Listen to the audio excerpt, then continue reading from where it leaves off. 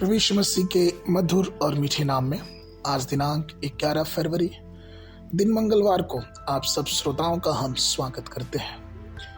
आज के दिन के लिए जो वचन है वो लिया गया है भजन संहिता की पुस्तक उसका 39 अध्याय उसका 3 पद। वचन कहता है, मेरा हृदय आनंद अंदर ही अंदर जल रहा था, सोचते सोचते आग भड़क उठी, तब मैं अपने जीभ से बोल उठा।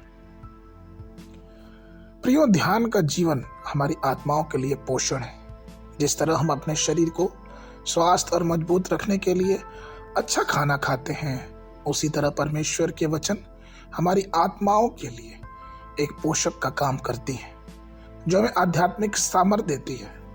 पवित्र शास्त्र में हम कई ऐसे व्यक्तियों के विषय में पढ़ते हैं जिन्होंने परमेश्वर के वचन पे ध्यान लगाया और परमेश्वर ने उन्हें अपने अनुग्रह में और ऊंचा उठाया। उदाहरण के लिए हम देख सकते हैं इसहाक, जो कि ध्यान लगाने वाला व्यक्ति था।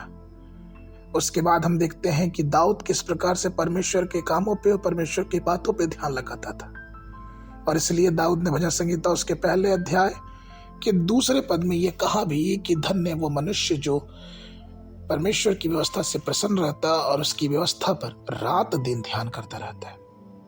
प्रियो, वैसे ही हम बाइबल में महान ऐसे सेवकों के विषय में जान सकते हैं, ऐसे लोगों के विषय में जान सकते हैं जो परमेश्वर के वचनों पे ध्यान लगाते थे।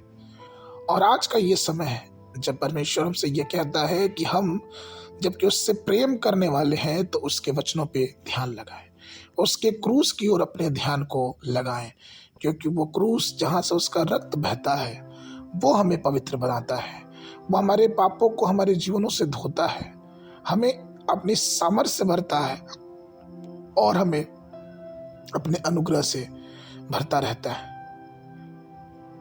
एक बार एक सेवक ने यह गवाही दी कि जब मैं घुटने टेक कर प्रभु से प्रार्थना करता हूं तो मैं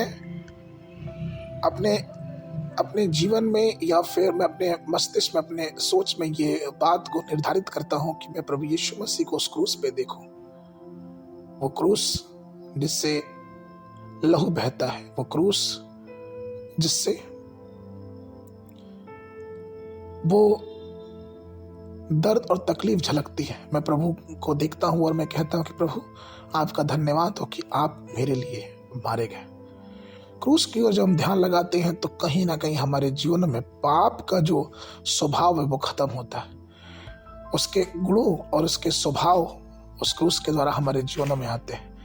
प्रियो, इसलिए बहुत जरूरी है कि हम परमेश्वर की ओर ध्यान लगाएं और उसके अनुग्रह में और आगे को बढ़ते जाएं। आगे के मनन के लिए भजन संहिता उसका 63 अध्याय 6वां पद। जब मैं बिछौने पर पड़ा तेरा स्मरण करूंगा, तब रात के एक एक पहर में तुझ पर ध्यान करूंगा। बाइबल अध्ययन के लिए सुबह के समय लय व्यवस्था की पुस्तक उसका 11 और 12 अध्याय, शाम के समय मत्ती रचित सुसमाचार उसका 26 अध्याय 1 पद से लेके 25 पद तक। परमेश्वर आप सबको आशीष देवे।